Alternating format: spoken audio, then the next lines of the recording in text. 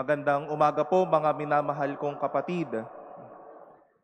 As we celebrate this Holy Eucharist, this 16th Sunday in Ordinary Time, we also keep in our prayers and in our hearts families, co-pilgrims who are usually with us every 8 a.m. who cannot go to the Manila Cathedral now because of the habagat, because of the inconvenience of going because of some floods. We keep you in our prayers and rest assured of our love and our support to the rest of you. And this Holy Mass, we welcome in our midst as well a dear brother priest, Father Braille de Ocampo. He is a priest from the Archdiocese of Capiz, and soon he will be assigned as a member of the Apostolic Nunciature in Africa. So we welcome Father Braille in our midst, and to all of you, dear pilgrims of hope. Palakpakan po natin ang bawat isa. My beloved brothers and sisters, today there seems to be a call or sometimes a fleeting demand to do a lot of things, to be overworked, to be overburdened, as if there's no more grace period for a certain deep breath. Makahinga man lang, makarelax man lang, kada oras may gagawin. Pagkatapos gawin ng isang task, ayan, may susunod na ulit. Habang may ginagawa, mayroon ding pinapansing ibang dapat gawin. Tinatawag ho nating multitasking. May iniisip dito, maya-maya tatakbo sa kabila para gawin na naman ang bagay na ito. There seems to be that call to do a lot of things. And sometimes people would love it so that they won't be able to think of other things, para maging occupied sila sa kanilang mga gagawin. But sometimes, it causes, or it would cause, a certain downfall to outcomes or fruits. But you know, more than the multitasking of doing something on the left and something on the right, there is also a multitasking that may affect our fruitfulness and our outcomes. And that is the multitasking of doing what we are supposed to do, and what seems to be blocking us to be passionate in what we do is something that we think of and feel of.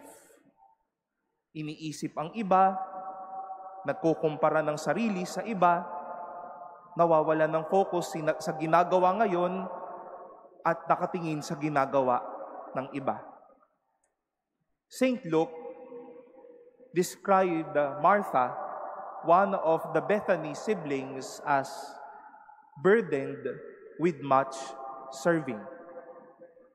Imagining po natin, Martha may have really worked hard serving this, preparing something in the kitchen, lalabas, aligaga, ikot ng ikot. And Jesus visited them. And Martha requested something, Lord, do you not care that I am doing all of these things? Akala siguro niya kakampihan siya ni Jesus para sabihan yung kanyang kapatid na si Maria na tulungan siya. But Jesus told her, you are anxious and worried about many things. There is need of only one thing. Mary chose to listen. And as you serve, serve also well. My dear brothers and sisters, that might be something that is also happening in us.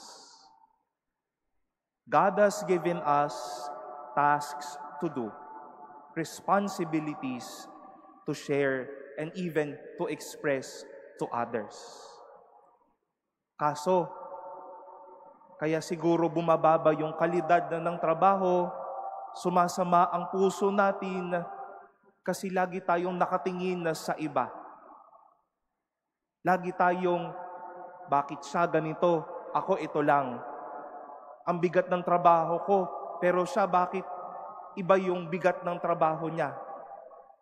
Why is he or is she achieving much, but I am here still, first year, second year? Bagsak ng bagsak, pero siya bakit siya lago ng lago? We might need to really focus on what we are doing.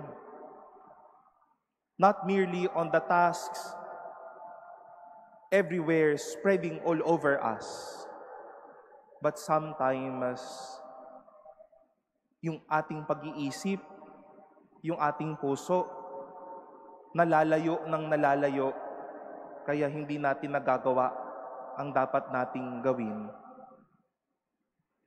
We might really be doing our best, but sometimes our hearts are far from it. Akala natin hindi natin ginagawa yung magandang bagay, pero nalalayo pala ang ating puso dito. And we see this very true in the experience of Abraham, because he knew so well how to serve these men. He gave them his time. He gave them his heart and his hospitality. And such focus, such diligence in everything that he did, bore fruit for a happy family for him. It is a good invitation for us, my dear brothers and sisters, to focus, to give your all, and to be passionate in everything that we do. Baka po bumababa ang ating mga ginagawa kasi lagi tayong nakatingin sa iba.